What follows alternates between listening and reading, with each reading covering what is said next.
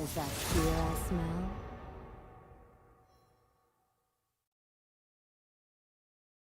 I won't be denied. Hello?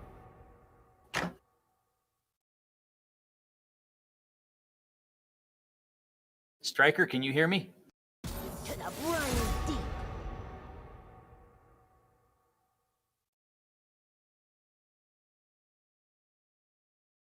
Coward, may you die with your eyes closed.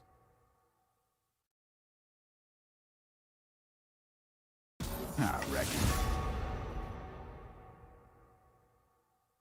Knock, knock. All right. Well, hello, everybody. How's it going? My name is Mr. Scanlon. I'm a coach from over in another location way out west in this place called Utah. But don't worry too much about that. I'm a friend of our good friend, Mr. Gosh, what's his last name? I don't remember. I call him Connor. He's a really good guy. He's got some teams that are going to be playing today, and really excited. It looks like they're doing the banning process right now. Anybody doesn't know how this game works, there is a huge lineup of all sorts of champions that you can select from. Every champion has multiple abilities, multiple ways that they function, and it's like a big smorgasbord of superheroes. And you're selecting from all these superheroes, and you're going to play them in a map in kind of a push and pull. We call it a tug of war. And you're trying to essentially push the enemy out of the map, destroy all their things, and win the game. You've got two teams that are going to be fighting against each other, 2 teams of 5. And from those teams, you are essentially trying to draft the perfect heroes. It's like you're trying to get the matchup of all the abilities and synergies and things that you can do that make it the most effective. So the first process that they'll do is they'll ban certain heroes from their opponents. Usually when you are about to play against another team, you do a little bit of scouting ahead and you kind of pay attention to some of the heroes, some of the champions that they are skilled with, and you try to put them on their unequal footing by banning some of those characters. So those characters cannot be drafted. And now, once they've banned the first 3, they will go into picking their first 3. Picking order can be very useful. Sometimes, if you have somebody who's got the skills to do so, you can counter-pick a champion that you know that the opponents want to play. Every champion is limited to only 1 copy of that champion on the map. So, for example, the opponent right now, they are picking their final ban, and then our home team here, who I'm sorry to say I do not know the name of the home team, so I'm just going to call them the Colorado All-Stars. Yes, Colorado All-Stars are our home team, and they are picking their last ban, so the last character that they don't want the opponents to have access to. Thus far, they have picked a couple of interesting champions. We'll talk a little bit about what their picks are in just a moment. But, okay, the opponents are now making their 4th pick. So they've already picked Garen, who is usually a pretty solid tank kind of character, Vi, who is also a tank character, and Yumi, who is very much a support. Yumi is like a little cat that floats around and attaches to another champion and does a lot of healing and magical spells, but doesn't have a lot of real presence on the map. All right, they picked Kindred. Kindred is a very good roaming type character who can hide around in the trees and do lots of interesting things. So in response, our Colorado All-Stars have selected Jinx, very good damager, ranged damager, and then lastly, Mordekaiser. Mordekaiser's an interesting character. He's usually played in the top lane. Sometimes he's played in the middle lane. He's a character that he does a lot of magical damage. He's kind of a tank, but he mostly goes for magic damage, and he's kind of a melee beater. He likes to get in your face, hit you 3 times, and when he does, he pops up this ability that deals damage over time. It's really nasty. I've played him a little bit. He's kind of fun to play. Not fun to play against, though.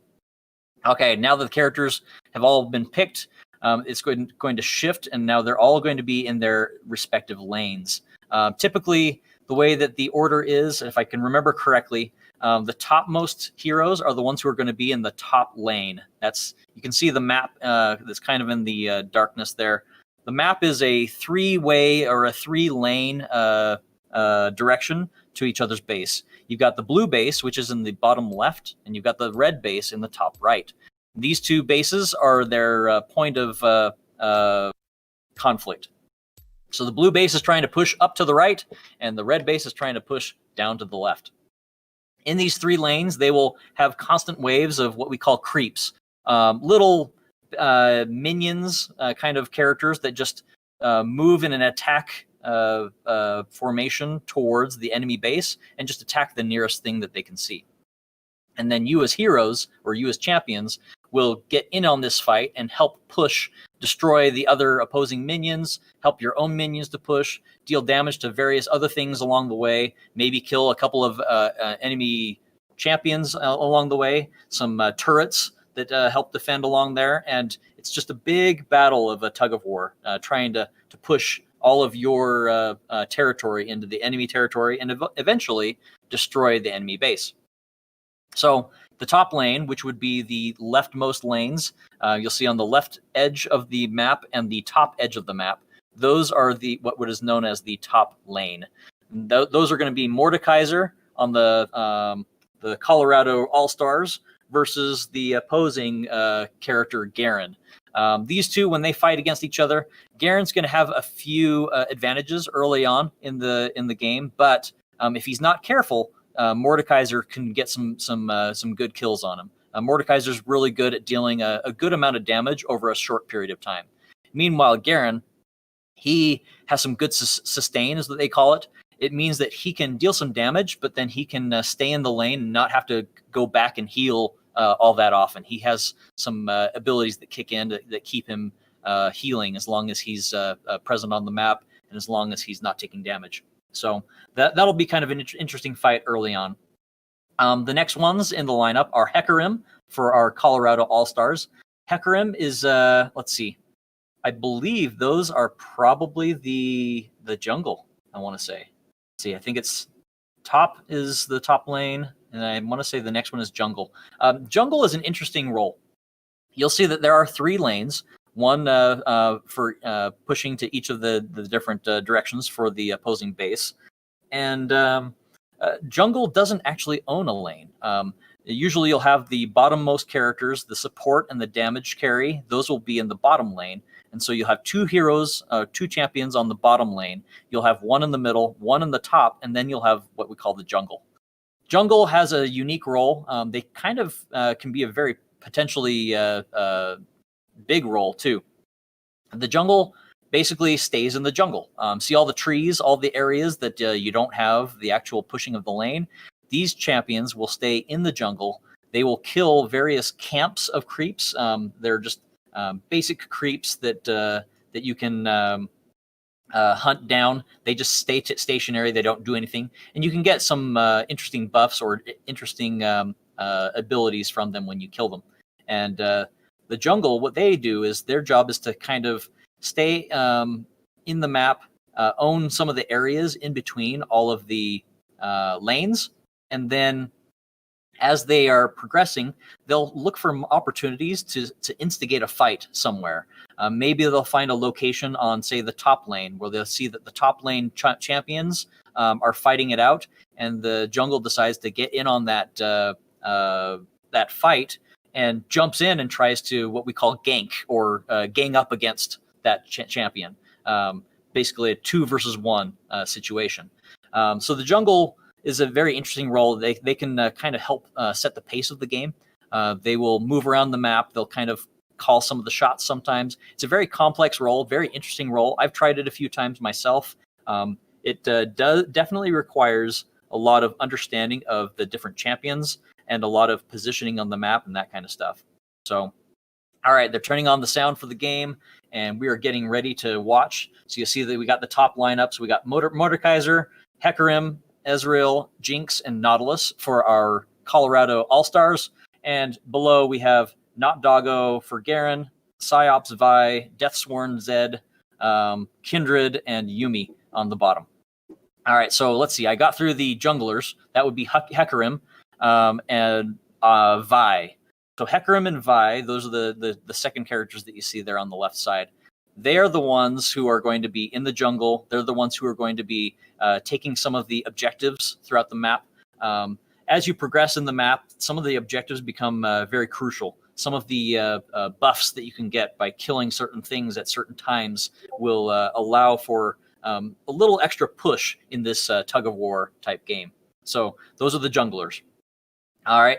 Next, we got Ezreal in the middle lane versus Zed in the middle lane. Those are the middles and the characters in the middle, as you can see.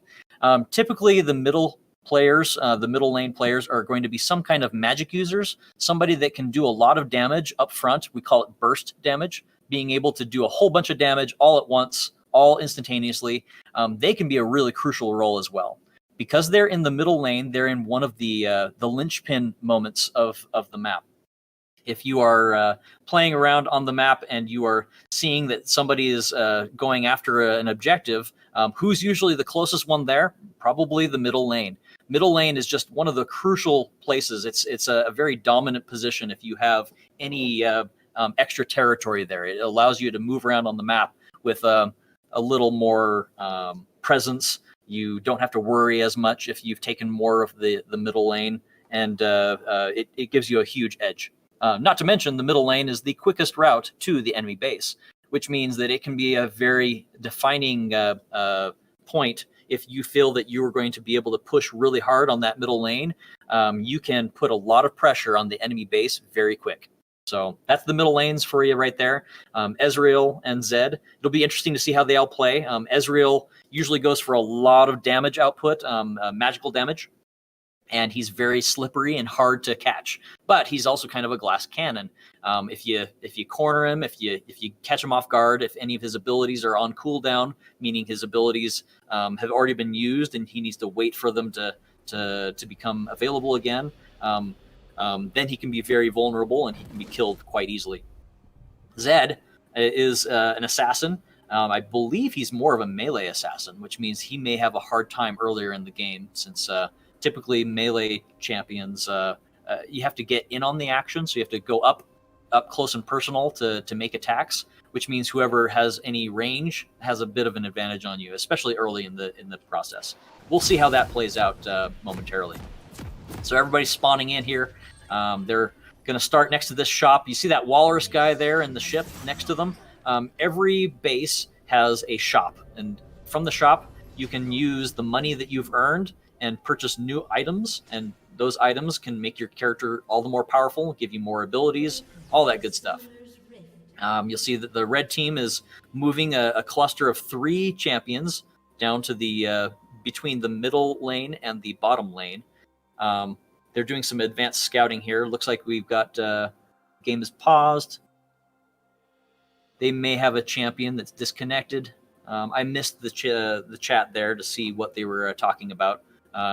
But they're gonna try and resolve this. Meanwhile, let's resume talking about some of the other roles. So I already talked about the top lane. I talked about the jungle. I talked about the middle. But then we have the bottom lane. Bottom lane is probably one of the highest amount of action that you will see in the game, just because you have a pair of heroes on either side who are both trying to vie for some advantage.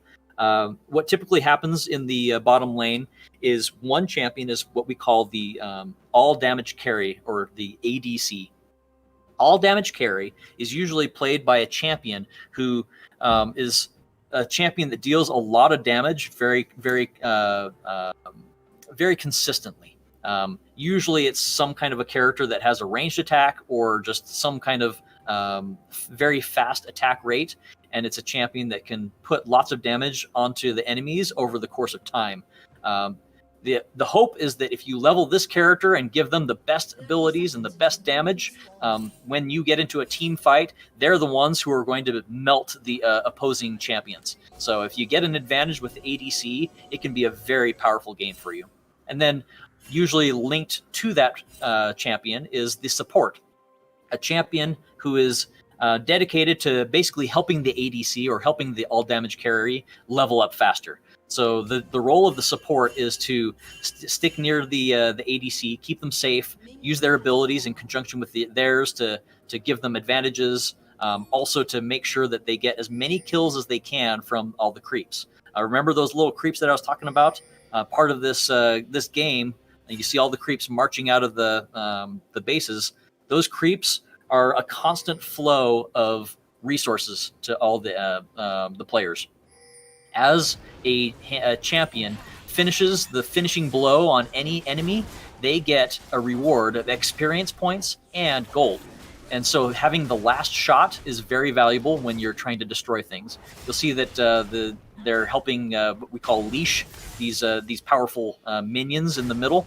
They're dealing a little extra damage for the jungle so that they can get a kill on one of the bigger creatures so they can have a good head start. So here's the bottom. Here's the 2 champions against 2 champions. One is the support, one is the ADC. It's going to be mostly a matter of that ADC trying to get that last hit on the other minions. And that's pretty much how it's going to be in a lot of the lanes. Middle lane's going to want to do that. Top lane's going to do that. Getting those resources, getting those experience points is very important. Looks like Zed is putting a little extra pressure on Ezreal over here in the middle. See how Ezreal has taken a little damage, and he's using a healing potion to heal that up. Most everybody has some money to buy healing potions initially, but he's going to have to heal that up. Ooh, we're getting very aggressive on the bottom lane here. Oh, and looks like they got first blood. That's an extra bonus of money and experience points, I believe, for the team who gets the first blood, the first kill against the opposing champions. Their ADC has taken a lot of damage. You can see that Jinx, the lady with the gun on the bottom in the blue, she's got a lot of her health gone, but it was very much worth it. She's going to try and stay in the lane. She's going to try and sustain her presence here so that she can not have to go back and heal. That time lost could be problematic. Instead, she gets killed by the enemy jungle. That's that jungle there, right? The champions that wander in and out of the battle, they're taking the kills whenever they can. So Zed was able to get a little bit of a kickback there by coming in and finishing off Jinx. So that's going to hurt on the bottom lane for a little bit, just because looks like they're both recalling or going back to base to heal up. Nautilus, who is the support with Jinx, just went back. It's probably going to purchase a few items and hopefully be a little more powerful next time. Ooh, we've got Hecarim is being attacked by the enemy jungle here. Vi is pushing him out, but wasn't quite able to catch him. Meanwhile, up here, the top lane, Garen is putting a big amount of pressure on the top. He's pushing the lane towards the tower or the turret. And their top lane, the one who's playing Mordekaiser, the big guy in armor, he is playing very conservatively. See how he's staying back and he's not really attacking very much? He's letting the wave come closer to him. That means it's a little safer for him. It's underneath his turret. His turret is a good place to hide out and not have to worry about the enemy hero being able to attack him while he's under that tower. It's very dangerous to attack enemy champions under tower. If you target them, then that tower will immediately start targeting you, and the turrets deal a lot of extra damage to you. Not to mention they put on some armor reducing effects. So what we call diving under tower is when you decide, I want to risk it and I want to go after the enemy champion and try to kill him while he's underneath his friendly tower or his friendly turret. That's called a dive. We may see a few of those later on in the game. Looks like Zed is still pushing really hard on that middle lane. Ezreal, let's take a look at the stats at the bottom. You can see that Ezreal has 24 creep kills. See the 25 that just ticked next to him on the left side of him? That means he's got 25 creep kills. Meanwhile, Zed has 39. So Zed has a little bit of a lead on the number of creep kills. So he's farming those creeps just a little better. We'll see if he maintains that pressure and that advantage throughout the game. Meanwhile, over up at the top, Mordekaiser still being very, very measured in his moving forward on Garen. Garen has a 41 kill versus 17. That's a 30 No, not quite a 30. It's about a, let's see, I'm trying to do math off the top of my head here. Just get to 20. There we go. 22 kill lead in the top lane. That's a huge lead early on. We'll see if he can push back on that. Usually when you level up and your character, your champion gains new abilities, sometimes there's something that we call a power spike. When you gain a new ability, like when you hit level 6 and you gain an ultimate, that means that you can become a little more dangerous or a little more survivable. And notice that Mordekaiser's probably going to be a little more aggressive now that he has his ultimate. That will allow him to put a little more pressure on Garen, and Garen may not be able to keep that lead for very long. Ezreal trying to put some damage on Zed a little bit in the middle, but he's being very cautious because he's missing some health. The junglers, you can see the junglers are moving around. Here's Vi. She's sweeping some of the opponent's wards. Wards are placed in the jungle to give you a little extra vision. That extra vision can be really crucial. If you know where the enemy players are or where they're going to go next, it can be a lot of very valuable information. Here comes Garen. He's putting on some pressure on Mordekaiser some more. Mordekaiser moving back and staying reserved. Looks like Garen's going to keep an advantage on him for a little bit. Bottom lane is it's actually fairly even. The supports, Nautilus has 10 kills off of Yuumi, but honestly, if you're a support, you're not going for kills. Oh no, Zed just got the kill. Did a dive under the tower turret and killed our Ezreal from the Colorado All-Stars. That's going to hurt. That's going to be hurt really bad. Meanwhile, in the bottom lane, they're putting some pressure on that. The red team has just slain the dragon. That is one of the jobs of the jungle. So Vi came in, killed one of the massive creeps there. That's pretty early too. 8 minutes in, took out a dragon. The dragons are one of those objectives that I was talking about in the map. The dragon is kind of a way that you can get almost a steamroll advantage against your opponents. You'll notice up at the top there, under the stats, you've got 1 to 4. That's how many kills they have to each other. So blue has 1 kill. The red team has 4 kills. But you see to the bottom right of that, next to the timer on the right side, is the it looks like a little wind kind of swirly icon there. That is the type of dragon that was killed. There are a few different element types of dragons, and when you kill the dragons, they give you a slight increase in certain stats and stuff. So wind, I'm trying to remember what wind is. I think it's like your abilities increase a little faster, or they come back a little faster, and that's for the entire team. So that's a team buff that they're gaining. The more dragons you get, the more powerful you get. And there's a crucial, I think it's the 4th dragon kill, is what they call Soul. And that's a huge buff if you get that one. We'll see who gets that one when it pops up.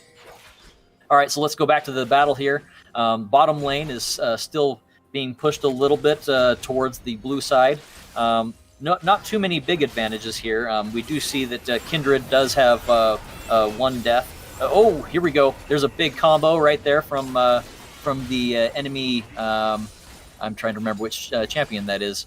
I think that's Kindred. So Kindred is their damage. I kept thinking that Kindred was their jungler, but no, it's not.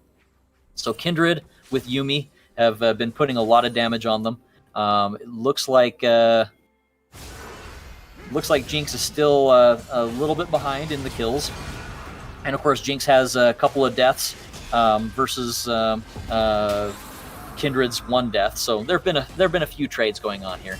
Oh, Mordekaiser putting on the pressure up at the top, and we got the jungle coming in to help out.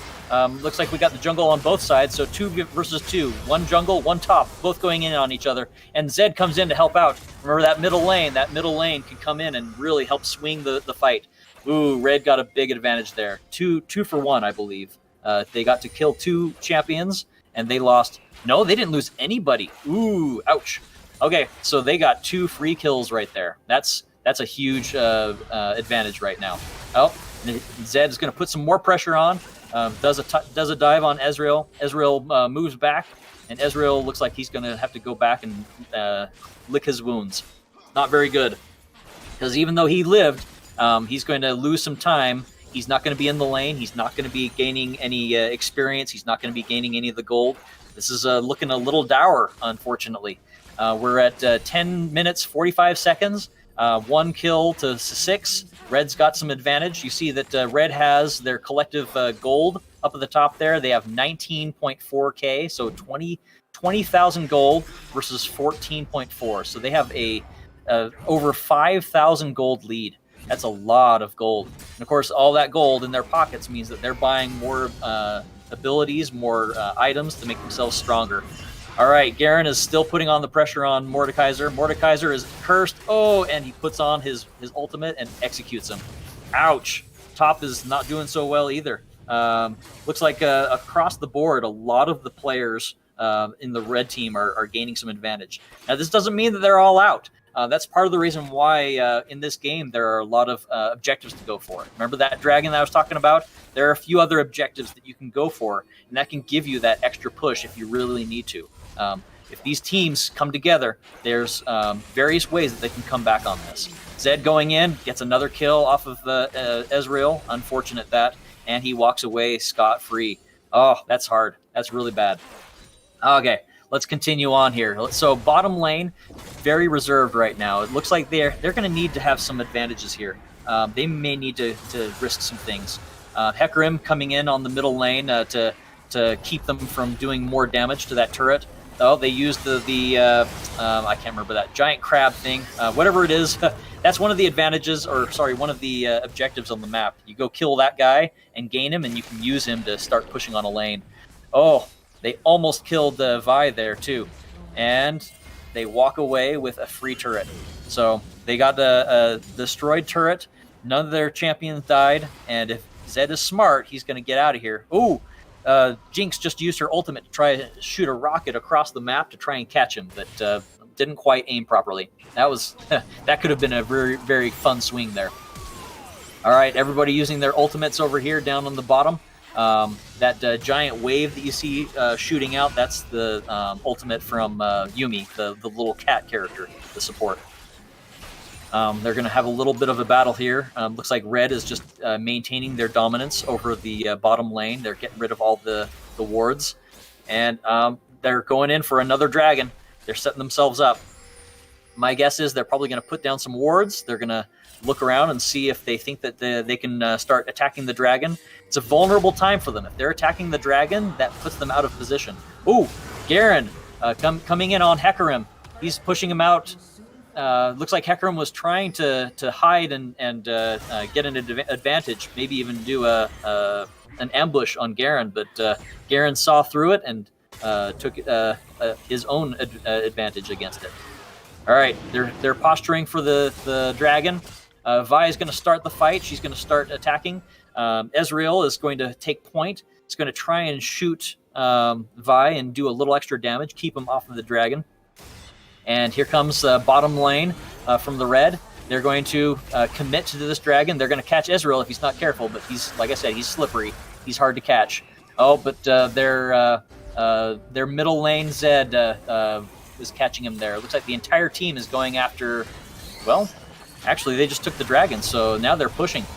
They've got an extra lead. They took another dragon. You'll see that red icon up the top there. That's a fire dragon.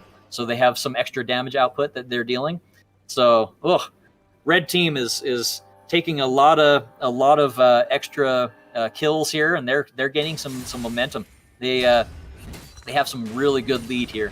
If they keep their posturing, if they keep their cool, they will probably push this game to about I'd say 25-30 minutes, and they'll probably get a win if our blue team doesn't get a rally soon.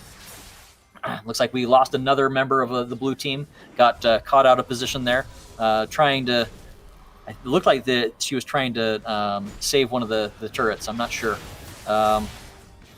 Okay, so all right, we got a rally cry to the middle. Try and keep this turret from falling. They've been taking a lot of territory. Look at the bottom jungle and the bottom lane. Oh goodness. that extra damage that the bottom lane is getting for free, nobody's there to defend against that. So they're taking out that turret, and they're going to claim more territory. Ouch, ouch, ouch. Hello, how's it going? Can you hear me? Good. Good. So I'm going to call you Quentin unless you have another name. Nope, that's my name. Or you can call me Taco, either or. Quentin or Taco? I like tacos. We'll talk about tacos. Are you here to talk about the game? Yeah. Yay! I have been rambling on for, 15, 20 minutes? So, Taco, tell me a little bit about yourself. Well, I do, I guess, football and stuff. I'm on the esports team. I just didn't really make it today because I had other stuff like school work. Gotcha. And so you usually play, is this your team that you play on? Yeah. Oh, nice. Well, what are your thoughts so far on this game? Have you been watching much of it? No, I just joined like a minute ago. I don't know what team is mine. I believe blue team is yours. Do you recognize Fish Lord 1256? I don't think so. You don't? I think have I been cheering for the wrong team this whole time? I wouldn't put it past me. Well, let's take a look. Red team's our team. Red team's your team? Yeah, red team. Oh, good. Hey, so viewers, everything I said, just throw it out the window. So red team is our. So I don't know what your team name is. I've been calling you Colorado All Stars. So what is your team name? We're the Cedar Edge Bruins. Cedar Edge Bruins. Okay, Cedar Edge Bruins are kicking butt and taking names. This is looking pretty good for them. This whole time I kept thinking that your team was the blue one. That's funny. All right. So, Taco, what position do you usually play on this team? Top laner, probably. You're the top lane? Okay. Yeah. Cool. We've been watching the top lane. So the top lane is being played right now. The enemy is playing a Mordekaiser, and your top lane is playing a Garen. You familiar with those champs? Yeah, I am. Cool. I actually played both of them. You play both of them? Me too. Me too. I appreciate both of them. They have very different abilities and have different strengths. So, cool. All right. So so it looks like blue team is trying to rally here. They're trying to take out Garen. They're all signaling over there, and they're going to try and gank him or gang up on him. Garen's going to be a hard one to catch, though. He's got a couple of abilities that make him immune to slows, stuns, all that fun stuff. He can be a real nuisance. Yeah, he's pretty annoying. Mm-hmm. Yep. Looks like he's rotating around to the center, to the middle. Zed's going to come up and follow up behind him. Bottom lane is just still plinking on these turrets on the bottom lane. Yeah, it's looking pretty consistent for red team. Our Bruins.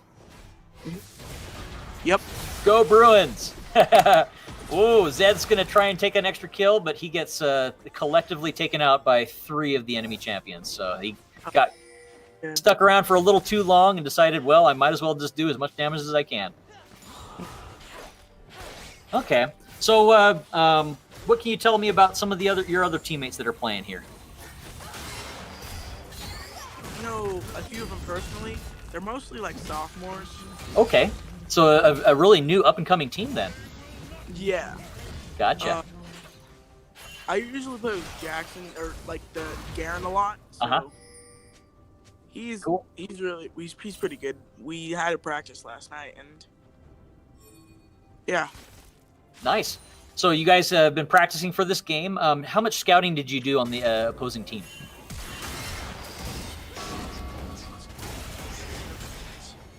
What was that? Probably like 30 minutes of scouting. 30 minutes of scouting? Okay. So you looked at their stats. You took a look at some of the champions that they like to play. Do you remember some of the decisions that your team came up with and what kind of champions you wanted to play? I think like we went because. Sorry, I'm losing you there, Taco. Are you talking into your mic? Okay. We had a 5v5 yesterday. Uh-huh. We picked some of the better champs. Like, yesterday we had the Kindred. It was like really popping off. So we decided to pick that champ. Yeah. I've been watching the Kindred. I've never seen Kindred played like an ADC like this. Yeah, it was crazy yesterday. I played Fortnite yesterday, and I like he got a like triple I think. Gotcha. Oh, and Jinx just dominated, or Ooh. not dominated, but got the kill back and finished off Kindred with her ultimate. Kindred was certainly on fire there. Yeah. And now it looks like Ezreal is going to, or not Ezreal, sorry, that's Yumi. Yumi is caught by herself, and she's trying to get away. Looks like she will get away, though. Yep. Cool. Take All right. the dragon. Yep, they're going to take the dragon. This is the third dragon of the map. The previous two were a cloud and a what's the word? It's not fire. Flame Drake? I don't know, Drake. I think Inferno. Inferno Drake, that's it.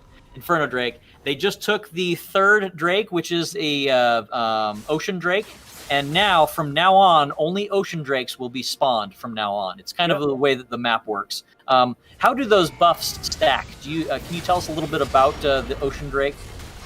Yeah, the Ocean Drake, it's probably not like the best buff, but the buff, the Drakes themselves, they are a really big buff. Like, if you get 3 Drakes, you're probably gonna win the match. Yeah. Yeah, well, they've got a 3 Drake advantage, so they've been staying on top of the objectives this entire map. Your Vi player is just, everywhere that she needs to be, making the calls and making some really good trades and some instigated attacks. Oh, it looks like Kindred's going to get caught out here again, but oh my goodness, look at that. Yumi saves her life. Woo! MVP right there. That Yumi kept your ADC attacking and dealing damage. Oh, finally Kindred goes down. They had the collective use of all their feats to try and take her out. I think we're ending we're getting close to the end of the game because their towers that are blocked, protecting their nexus, they're really low. Yes, there are. They've taken out all the inhibitors, and that's the buildings that just kind of sit there in between the turrets, that building that's in a wreckage. Inhibitors are a building. Once you take those things out, all of your minions become far more powerful and start pushing on you. So it becomes a very difficult battle from here on out. Hey, Yeah. how's it going? Who's joined us? Maybe not. Do you know Damien? Yeah, I know Damien. Okay. Cool. Well, we'll just keep talking about it. So yeah, they've taken out all of the inhibitors, which means that this is going to be a really, really hard slog for Blue Team here. They are picking and choosing their battles. It looks like Blue Team is trying to take out as many as they can, but they can't they can't rally fast enough. There is a huge advantage here. 46,000 to 33,000 in gold. So you've got at least 2 or 3 major items of buffs that are in advantage to the red team. So, and they close it out by finishing off the Nexus, and that is going to be the final victory. Congratulations, Bruins!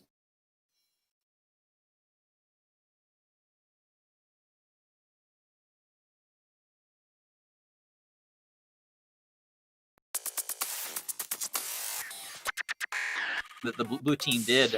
They didn't have a lot of advantages. They didn't try to rally themselves in the right moments. There were a few moments that they caught some of the red team off guard. They might have captured a champion or two, but other than that, it was a very solid win for them Bruins. Way to go, team. Okay. Well, and I think that's it. End of stream, right?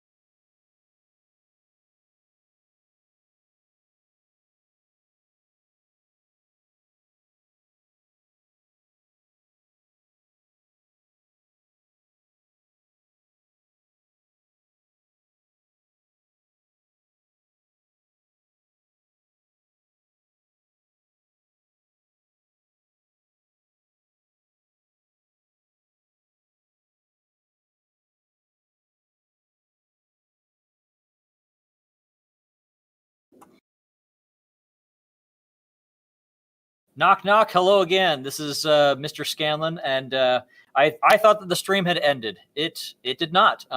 There is going to be a second game, everybody. Second game. Woo-hoo-hoo. So this is going to be a best of 2.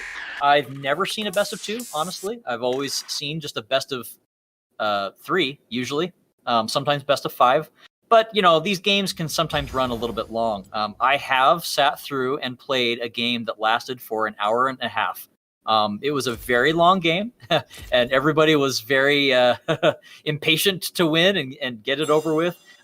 It does happen on some occasions, but most of the time, usually if the game is a fairly decent, matchup, most games will last about 30 to 40 minutes. That's what you can usually expect from these games. If it's fast, like that previous one, it'll be 25 minutes or even under that. There have been matches that I've played in where the match was ended before 20 minutes. That's usually very rare, and it usually means that something really bad happened for one team. Maybe somebody's connection dropped or something like that, and it's 4 versus 5 or something like that. But generally, yeah, you would expect the game to last about 30 to 40 minutes. So looks like the Bruins came out on top on that past game. Very solid plays. They kept their momentum. They kept all of their advantages. They did not let the opposing team catch a break in any moment that they could, and they just kept on a steady stream of winning the game. So sometimes if that's what you think that your win is going to need, then that's all you got to do. I did have a chance to talk to some of the team behind the scenes a few minutes ago. It looks like they spent about an hour to about 30 minutes to an hour planning their advance against this team. They looked at some of their stats. They looked at some of their abilities. They decided against certain champions that they thought would be a good pick. Interestingly enough, one of their little surprises was choosing Kindred for an ADC. I mentioned to them that is not something I've seen. Now, this isn't to say that it's not done, because I play this game a little bit, but I'm not a terribly avid player. I'm a bronze. I am a bronze player, and about as much as I'm probably ever going to get with it, right? But Kindred is usually one of those champions that's played as I said, a jungle character. So that was very interesting that they're playing him as an ADC, and very well played. All right, so here we go. We're getting back into the match here. Looks like the blue team is banning Sejuani, one of my personal favorites, actually. She was one of my first champions that I ever played consistently. Opposing team is going to ban Katarina. And then blue team, in response, bans Ashe, usually a very solid champion for ADC choices. Then we get a Fizz ban, and then we get a Vayne ban. Ashe and Vayne, both of those champions banned by a blue team. Those are two very solid ADC ranged characters. So looks like they're trying to get a little bit of an advantage over the ADC. Back over to red side, they are banning Zed. I wonder why.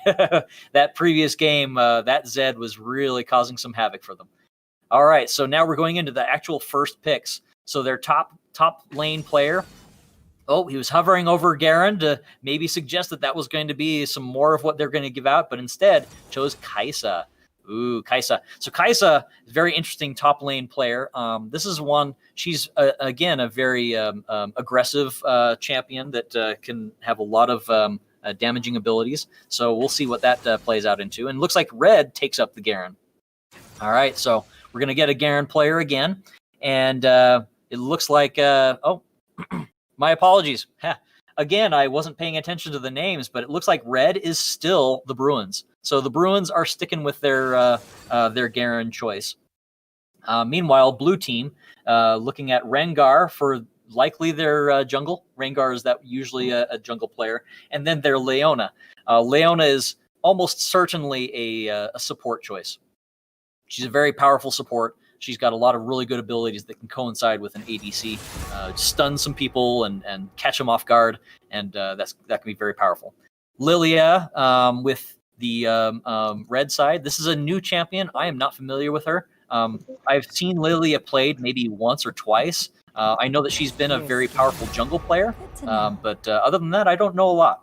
Hey, we got somebody joining us here. Yeah, I was just letting you know that we are blue side now. We switched. You're blue side now? Yeah, yep. Okay, so I was looking at Fish Lord and thought that was one of yours, but it's Right. not. Right. Okay, so Correct. once again, folks, Thank you. reversing it all the way back over again. So blue is our Bruins. Yay, Bruins, go blue. So that's probably why they were hinting at potentially picking that Garen earlier and then suddenly switching it off. Yeah. Quentin, you're back? Yes, I am back. All right. I like tacos. How about you? Yep. Okay, cool. Well, okay, so now your team is playing on the blue side. Can you tell the folks what are the differences when you're playing blue? The difference is playing blue. It depends on the map structure because it gives you an entire different feel if you're playing on the opposite side of the map. Mhm. It changes the entire experience and changes how you play. Okay. What are some of the defining differences with blue? I mean, other than the fact, of course, that you get to start banning and choosing first.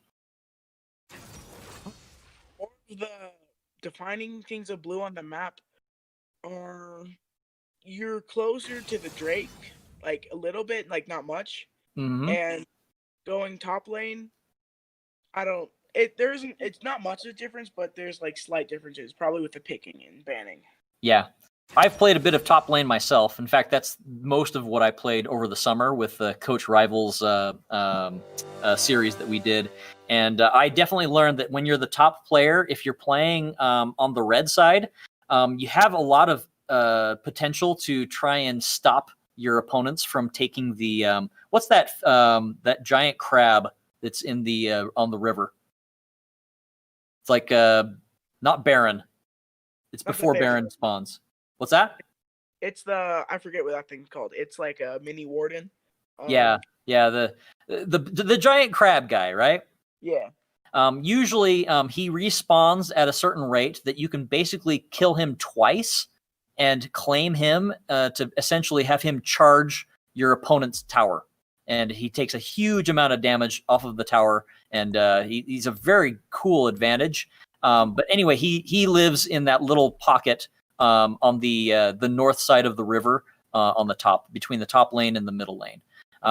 Because of that positioning, I found that as the top player, if you have a champion that can dodge over walls or that kind of stuff, you can often deny your opponents from taking that very easily. Okay, so we talked about the the dragons. That's something that's closer to the blue. Tell me if you've ever been trying to fight for the dragon and you are on the blue side. What are some of the advantages that you have on the blue side? You're closer to your side and you have more. You have your tower near you. Mm-hmm. Which means if there's an ult that's like a really big AOE ult, you have to hop out of there so you don't get double or triple killed. You can hop the wall and just camp at your tower. Yes, hopping the wall is a big one, right? If you're the red team and you're trying to fight for that Drake and the enemy comes after you, hopping the wall is not usually a safe thing to do because you're just plunging yourself deeper into enemy territory, right? Yes. The wall can be a really nice thing to use to basically escape from the opponents, but if you're escaping deeper into their territory, you're probably not escaping the correct way, right? So yeah, the wall is a huge advantage for the blue, as long as you have enough, movement to get through it. So a lot of your champion selections probably are going to be champions who have that kind of an advantage, right? Champions who can use abilities to bounce back and forth across the wall. We saw Ezreal last game. He was dashing back and forth between some of the terrain pieces and whatnot. So some champions can do it better than others, obviously. Yep. So cool. Well, here we go. They've swapped the sides, and we're going to see a different game play out. Hopefully, not too different from the previous one, because obviously, go Bruins, right? Yep. Cool. So tell me, Taco, how long have you been playing for this team? Probably been playing. I'm probably doing like the first week of school. So ever since school, but I took like a long break for football. Uh-huh. So I probably put in like 20, 30 hours in probably esports in total. So this is your first season in esports? Yeah, first season. It's Wow. like first time really ever playing League and stuff. And they put you on top role, eh? No, that's cool. Top role is a very interesting one. It's one of those roles that you can kind of, you're almost like your own island sometimes. Yeah. You just focus on what you need to do. You don't have to worry too much about what's going on the map unless your teammates are saying help us, right? And so you just kind of plod along. It's just you and that one other guy, and maybe sometimes the jungle comes in to surprise you. So, Yeah, definitely. Yep. Okay, cool. So this is your first season. What year are you in your school? I'm a freshman, so I just came up from middle school. Gotcha. esports actually started last year, so like we're a very new esports team.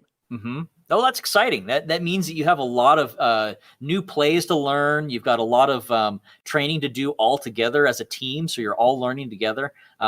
Yeah, it does mean that you don't have any veteran players among you, but it still means that that you're going to discover some things together as a team that are going to help you play together in a more solid fashion. So very exciting. Yeah. Well, Definitely. I suppose we should look at some of the makeup of some of these champions that are being played here.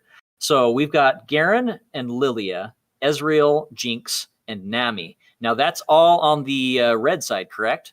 Yes, that's on the red side.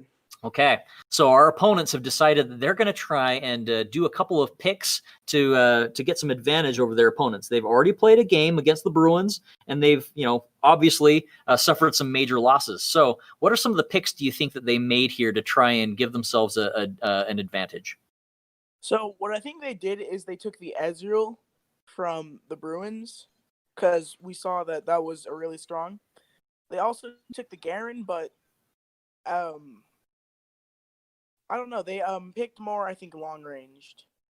Yeah, it does look like that, doesn't it? They've got Jinx. Jinx was, I believe, their pick for the last game, wasn't Jinx?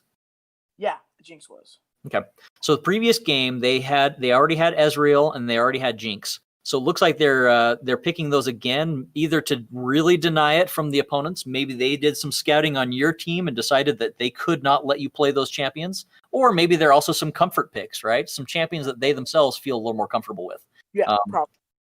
Ezreal in the right hands can be an actually very deadly force. I have seen it. He's a dangerous character. So yeah, okay. Very character. So they took Garen, and that'll give them a little more extra mobility. He's definitely one of those champions in the top lane who can move around and shift where his influence is. So that'll be interesting to see. All right, cool. Now their Jinx player previously, I'm trying to remember what was their support was Nautilus, wasn't it? I think it was Nautilus. Yeah, they had Nautilus. They've changed it to Nami. What kind of a decision do you think they made that for?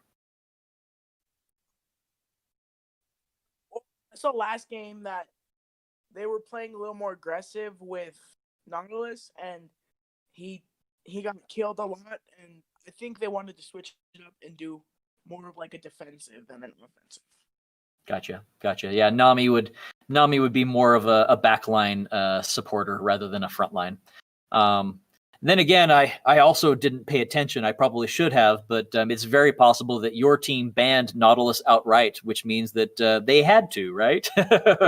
So, I didn't see. Yeah, Nautilus. I do know that Nautilus is a very common choice for a lot of support players. He's very forgiving. He has some very powerful abilities, and if he can catch you with his hook, that can really change the course of the game. So yeah. He's a very solid champion to play. Have you ever played support role at all, Taco? Yeah, I started as support, and then I moved up to top. Okay. I first started playing as Kaylee, and then I moved on to Thresh, and then I just started playing top. Okay, cool. So you've tasted of support. I played support back in the day as well. I obviously, or I should say, I clearly did not understand very well how support worked, but it was a role that I tried out. I've tried jungle, I've tried support, and I've tried top. I haven't done a lot of mid, and I haven't done a lot of ADC, although there have been a few games that I had to, fill in because I was playing against a lot of pickup gamers. But those are not roles that I usually seek out. There's a lot of pressure on those 2 roles. Yeah. All right. So it looks like we got 3 of the Bruins moving out, and somebody's still loading in. So they're going to pause it again. Gee, I wonder if it's the same player who gave us a little bit of moment pause last game too. It wasn't too long; it was maybe 2 minutes tops. But this same thing happened on the previous game. So now, do you know much about your opponents? Where are they from? I don't know much. You don't know? Okay. All right. Well, either way, we're playing against some opponents. They look like they know the game. They're certainly playing some of the roles better than I can. I tell you. I've played this games like this quite a bit in my life, but I've never really been very good at them. I just don't have the adaptability in my abilities in making decisions and changing tactics and stuff. I do love playing them though. I love strategies. So. A summoner has disconnected. So you, Taco, said you were playing football. Yeah. Now that season's over for you, right? Yeah, I think just ended. Just ended? Okay. Yeah, I have a few students who are on football team as well who I was really hoping would finish their season soon because they're my Rocket League players. Yeah. Do we have a So. Rocket League? Do you have a Rocket League team? Yeah, we do. Nice. Is it just one team or do you have enough for another? I think we have enough for 2. Okay. Like, enough for certain. Cool. Well, it sounds like you've got a real robust esports program with you guys. That's very cool. I'm very happy to hear that. Esports has been a really growing entity, and I'm really glad to see it taking some more hold in the United States. Of course, it's been around quite a bit in other countries, but I really think that there's a lot it has to offer for us here in the States. Yeah. All right. Well, we're still waiting on that player to load up. But while they're loading up, let's take a look at some of the champions that we have on our side. Let's see who the Bruins have on their bench. So we've got Jax for the top. Yep. We have a is it Rengar? I think it's Ranga. Rengar for the jungle. We've got a Lux for middle. Am I right? Yeah, that's right. Lux mid, and then Kaisa top, and then Leona for support. Yes. Okay. I'm kind of familiar with most of those. Like I've played Jax a little bit. He's definitely a champion that can be played either jungle or top. He's got some interesting tricks. Do you play Jax very much? Yes, I do. He's probably one of my main characters. Ooh, he's one of your mains. Cool. Well, tell us a little bit about some of the things that Jax is capable of. So, some of the things Jax is capable of, he's a weak character in the beginning. For his 10, 15 minutes, he's pretty weak. Once he gets it's really good. It like, I think it doubles his damage or something like that. Wow. And he has an ability that hops to you. Uh-huh. Which means his character jumps to you, and he has really good mobility. He can jump to minions, his own minions, opposite minions, and players. Yes. Yeah. And his W is it like doubles one attack or two, and if he does his last is the dodge, which after he dodges some attacks, he stuns the opposite player for like 3 seconds, and he's probably one of the better players. I mean, at least I played. Yeah, he's got a lot of really good defensive tactics. I remember playing against some Jax players, and a Jax player who knows what they're doing gave me a lot of things to worry about. So yes, definitely. Yep. Cool. Yeah, Jax is a fun one. He's got that mobility, like you said. He's got the ability to jump. Now, does he need a target to his jump target? He does need a target. Okay, so that's one of the not so powerfuls about him. Usually, if you have a character who has a jump, it's really nice to be able to use it to, like, say, hop through the terrain from one side of the terrain to the other. But if you need a target, that means you have to be a little more selective of how to execute it. Yeah, you do. So, okay, cool. So you play Jax quite a bit. Yeah. He's a comfort character. And you mentioned something that I think I'd like to talk a little bit about. Yep. You mentioned that he's a character who's not very powerful early on. However, he can become quite powerful later on. This is something that you often see with a lot of the champions. Because of the different kinds of champions, because of the different abilities that they have, you often have champions who have it's what we call a tempo.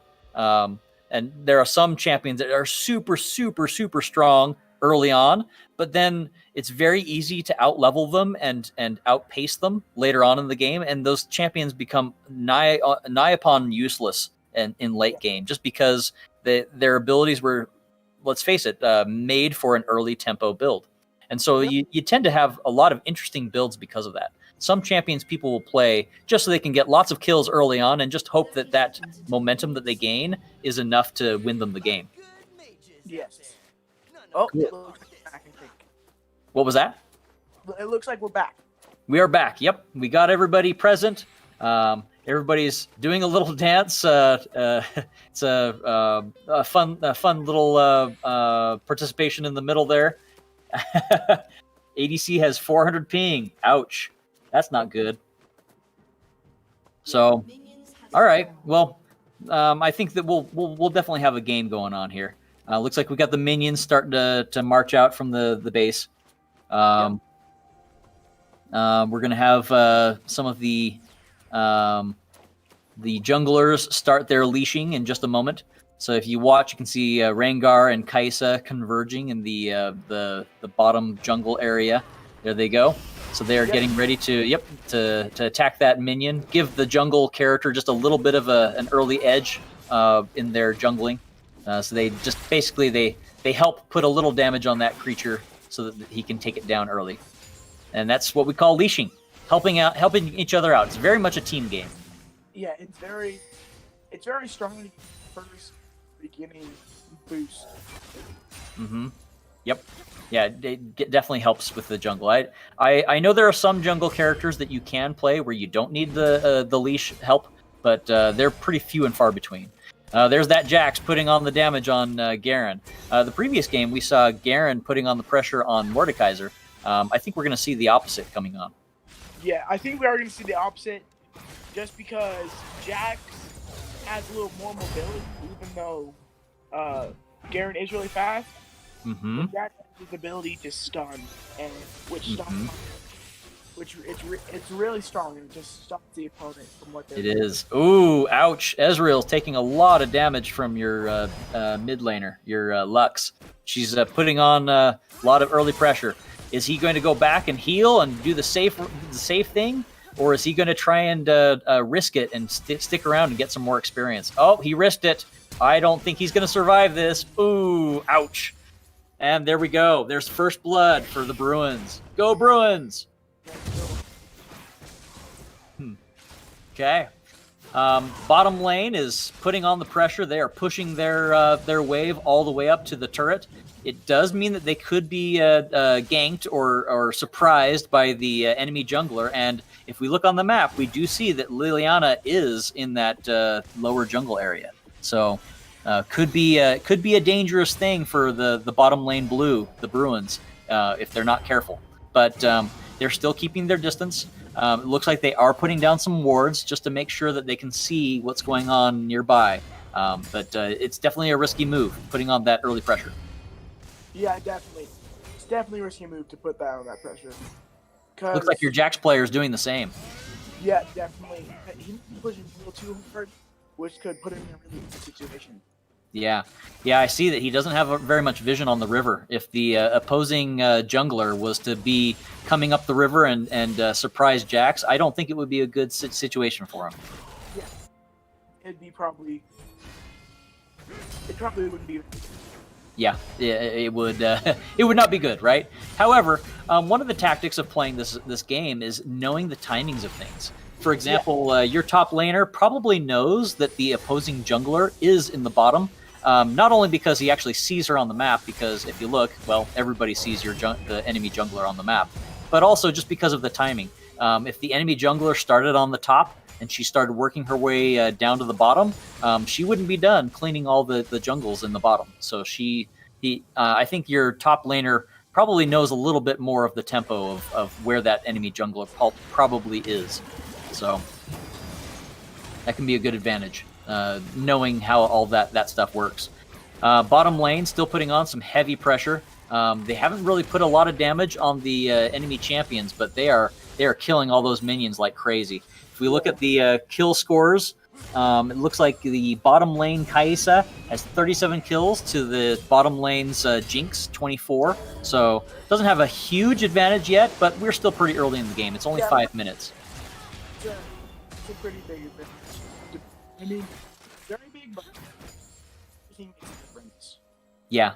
Early in this game, 5 minutes in, if you have about twice your opponent, then you're probably pretty good. And yes, she is about twice her opponent. Meanwhile, in the top lane, looks like Jax and Garen have about the same number of kills. They're kind of both living in the middle of the mix and just taking their kills as they can. Garen is taking some damage, but he has a passive that, as I mentioned very early in the cast, he has a passive that helps him sustain or helps him stay in the lane for a longer period of time. So he's going to maintain his pressure there as much as he can. And then we've got Rengar, who is now your jungler. Rengar is coming up on the bottom. Looks like he's going to try and gank, but looks like the top lane is missing. He went back to heal. Yeah, which puts you in a pretty bad situation. Yeah. Yep. It's a good thing he went back to heal, though. I think he probably needed it. And obviously, Rengar there probably would have taken a kill. Ooh, and we get a kill off of the enemy support down in the bottom. Go Bruins. Yeah. I think that kill was probably very strategic and very strong in the beginning of the game. Yeah, some of the early kills can really put you ahead. The extra gold that you get, the extra experience that you get, it really can cause a snowball effect if you're not careful. Yeah. Oh, and we got Rengar coming in on the mid lane. He helped out a little bit, did a little damage to Ezreal, but he did not want to stick around there very, very long. Ezreal can put way too much damage on. Oh, here comes Liliana trying to put some more. Oh, she should have pushed. I'm sorry to say that, Liliana. She should have. Oh, there we go. Ezreal uses his ultimate and takes a snipe kill off of your Rengar. Yes. And then Ezreal dies to Lux, which I'm also not surprised by. Like I mentioned, Ezreal is a glass cannon. Yeah, that is true. Ezreal. So is Lux, though. But Lux has a lot more, I think, range than Ezreal does. She does. She has a lot of very good abilities that can put out some damage, especially if you can land them.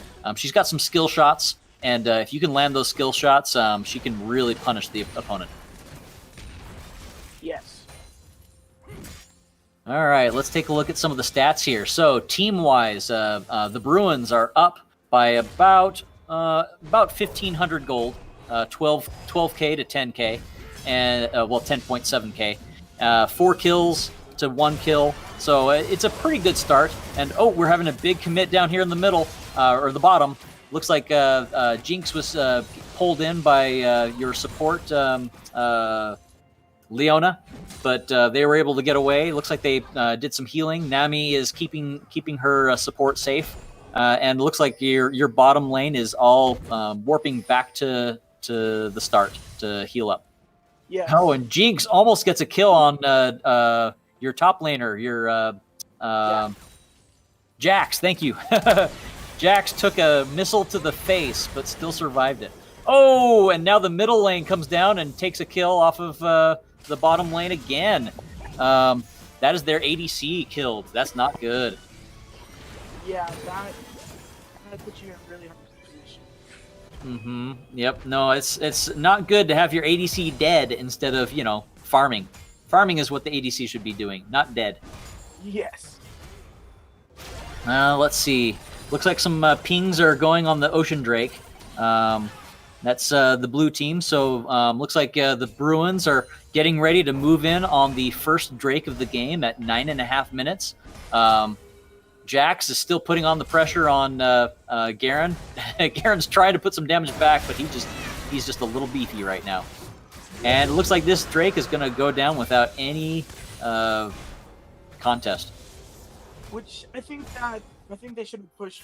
The other team should have pushed a little further to steal the Drake. Yeah, I agree. Like their ADC was dead and still returning, but I think that they could have made a priority of it and come down. Their mid laner very much could have helped out, and their jungler, of course. Yes. Oh snap! Did you see that? Their mid lane Ezreal was porting back to town, and Rangar ran in there and stole a kill off of him. Ooh, Bruins are owning the map right now. Here we have their support taken out of position, goes down to the bottom laners. And now the bottom laners catch the jungler as well. Ooh, another free kill for them, and they're just gonna keep going. What do you think? These three are gonna dive under this turret here? Yes, they are. They're certainly. It looks like the Garen he was getting ganked, but now he's towering. He's towering now. Oh, and look at that. Their ADC is sitting on like 3 health. Uses her ultimate, but takes a Kai'Sa to the face. Forget the other champions now. Uh-huh. It's pretty tough when you're in between two lanes. Yeah, she was sandwiched in there. Like, she didn't have anywhere to go, right? If she went north, she would have gone into open arms of the enemy ADC. And if she went south, hang on. Kai'Sa is the ADC. Sorry. She would have gone north into, I think it's the jungle. Yeah. So, Oop, there's another one. Yep, there's another one. All right. Well, Leona took a kill, or sorry, took a dirt nap there, but it was at a trade too. So Bruins are not giving anything up for free. They're playing really aggressive and conservative, and I don't know how taking that one tower, but I think they're. Yeah, I do feel like the Bruins are being very risky right now. They're being very aggressive, and they're. I can see your middle lane Lux player is really putting on the taunts on the opposing team. They're trying to annoy them as much as possible. But I hope they don't get too cocky on this, because even though they do have some major leads here, the red team is not out of the running yet. Putting on some more damage. Ooh. So it looks like the blue team was trying to take the giant cuddle thing, and red tried to intercept it, and was unsuccessful. See, so I think blue took Rift Herald, and they're probably going to put it mid lane. I can't tell you that for certain, though. Ah, that's what it's called. The giant crab is called Rift Herald, everybody. Here we are an hour into the cast, and we now have the final name for that creature. So yes, they're going to put it on middle lane. I think you're right. I think if they keep the pressure solid on that middle lane, they're gonna keep the pressure up really well. Garen narrowly escapes a kill there by going underneath his turret. I don't know. Jack, I was going to say, Jax looks like he's posturing to dive. He dives, and he dies too. Yeah. So, I think that was a pretty good trade. You think so? Yeah. I think that trade was definitely worth it. I don't know. I mean, Jax being higher in level, he's going to be waiting on the bench a little bit longer, isn't he? I think, yeah, he will. Actually, not really. Like 2 seconds, I guess. So not much. Could change the game. The other question is, did Garen get any damage on him so that he got an assist on the kill, which means that he actually gets some money from it? Yeah. I think he did.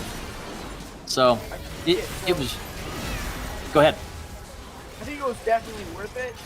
He could have been a little safer, I guess, but that's probably worth it getting the CS. See, I don't know. I don't know if he needed to give himself away to kill Garen. I mean, forcing Garen to go back and heal is a significant enough advantage. He had a good amount of health left, too, which means that he could have put some more pressure on that tower. I don't know. I personally think that it may not have been a sacrifice necessary. I think that he's showing off is what I think is going on. Your mid laner is definitely trying to troll the enemy team now. He's got a very distinct advantage on mid, and he is just pushing relentlessly. Yep. So I think I don't think they put Rift Herald down yet. So no, they're still holding on to it. Let's see. Yeah. I'm looking for it. There's usually like a little purple tinge on whoever took it. I don't think I didn't see him put it down. I don't know if they killed it. How long does it last again? If you're holding on to it? I think it says on the corners it's like 3 minutes left. 3? Let's see, the corners. The corner there, 3 minutes. Oh yeah, it's an extra timer. Yeah, you're right. I think they are holding on to the Rift Herald. Unless that's... Let me think. You got the blue and the red. Blue and the red. Red's dead. Yeah, I don't know. I don't know enough about this game to to definitively answer. So I'm going to say, yes, you are right. So Garen comes back with a little bit of an advantage, but it looks like your Jax has an item advantage. Look at how much he's healing. He's got what are those items that Jax is sporting there? He's got 2 of them. One's that bloody blade. What is that one? Blade on the left. I'm looking at it. I can't really tell you what item that is. Okay. But when I'm in Jax, it is the person who's the game. Uh-huh. So. Oh, guess what? Rengar comes in to gank, and now it's 2 against 1. Do you think he's going to survive? Probably not. Oh, he's trying though. That's a bummer deal. He was even in a fairly safe place when that happened, but Rengar was invisible, and you know when you can't see him coming. Bottom lane is still posturing.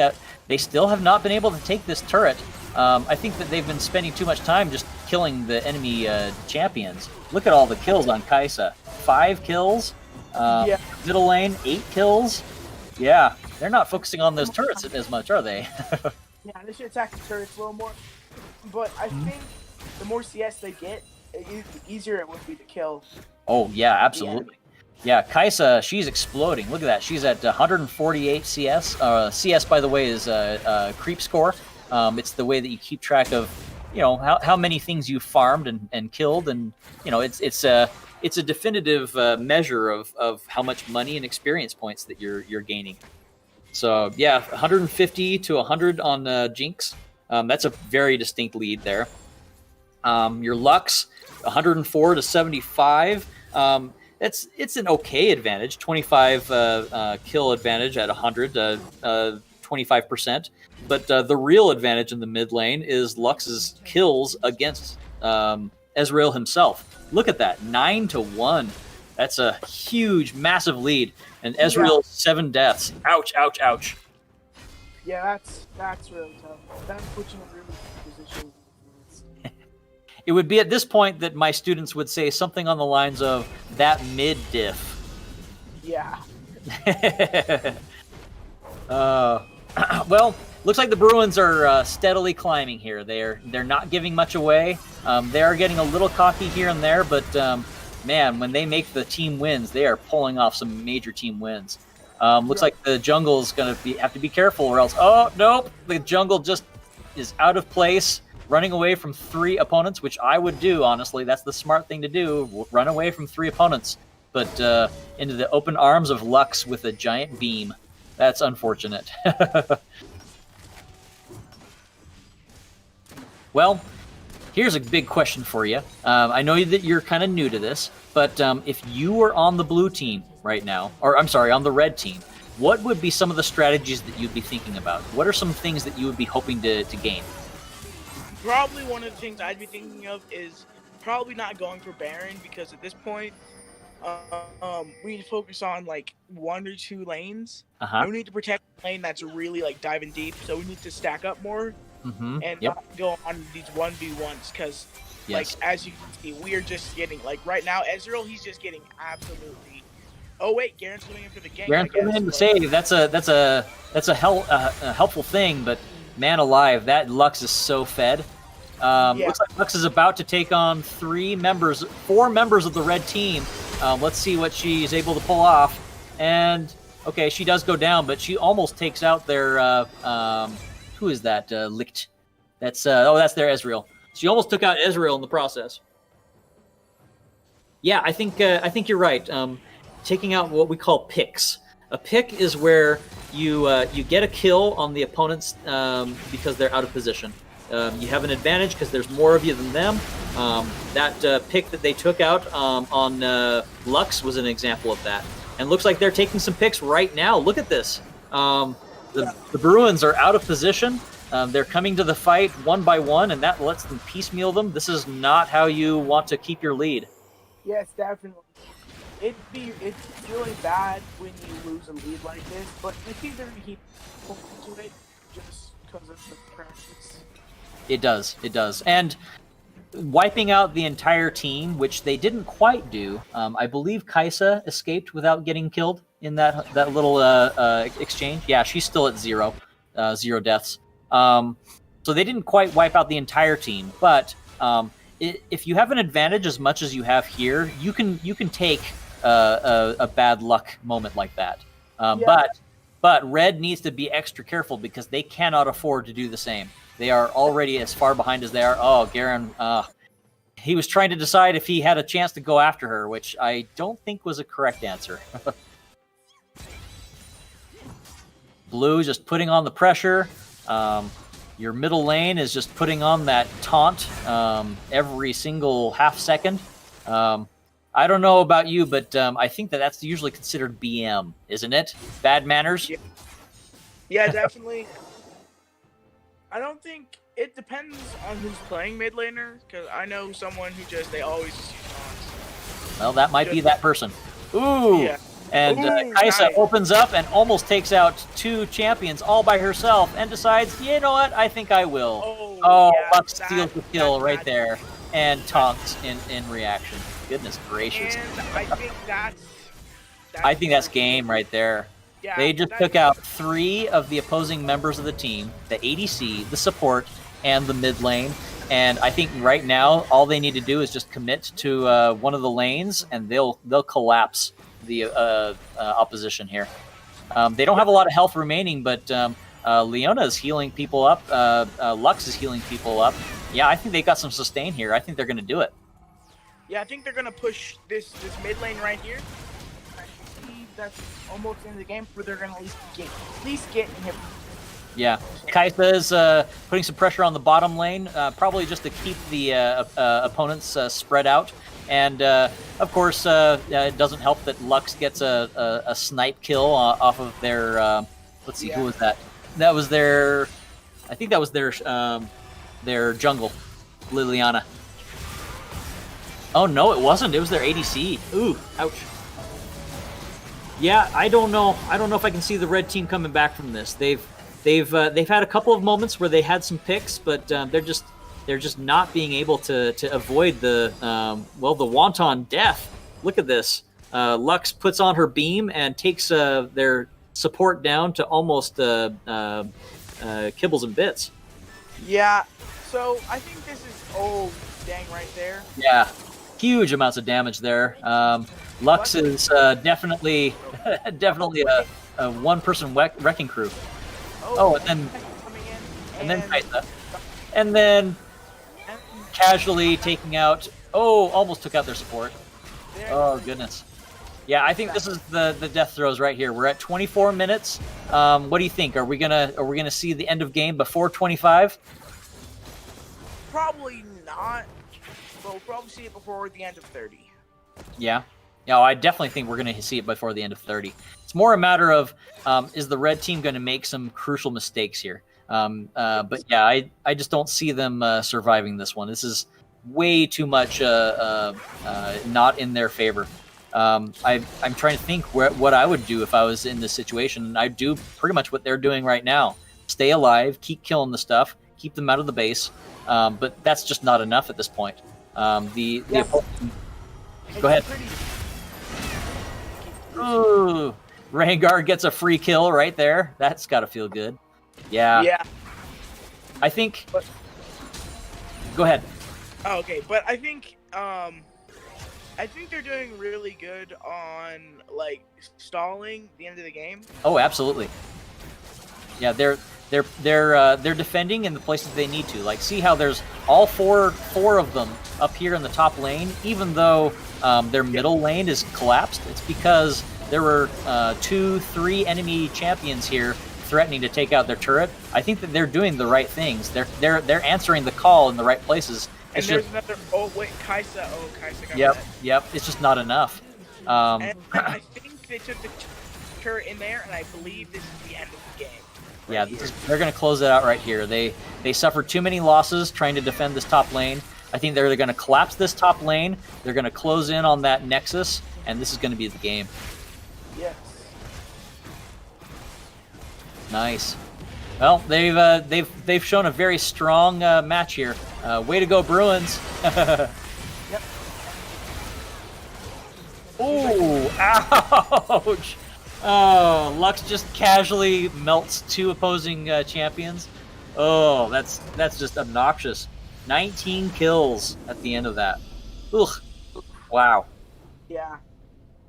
So. Yeah, I think that was. That game was two very decided games there. I think that the red team did have some moments where they had a potential to shine, but to be honest, they just never really went for those dragons. They never went for objectives. They never came together as a team to do a team fight. I think that the Bruins were able to take them apart piecemeal the whole time. Definitely. They were able to pick off the characters one by one, and then just get so much CS that like it's really hard to kill somebody with a bunch of CS on you. Yeah, absolutely. So, well, way to go, Bruins! This is a very solid match. Thanks everybody for tuning in. That was some excellent League of Legends played. Hope you learned a little something. I had some fun talking it up, and boy, I'd hate to see these Bruins coming up against me. Thank you. Yeah, absolutely. Taco, do you have anything to say on our sign out? I just want to say thank you guys for tuning in and watching CHS Bruins. It's just that we spend a lot of time, and it's really good to see people watching. So, thank you. Absolutely. Yep, thank you. I'm very impressed with these students. They are putting in some time to get some skills, and they are showing those skills in these games. Congratulations on the win, and tune in next time, everybody, for their next matchup, probably next week.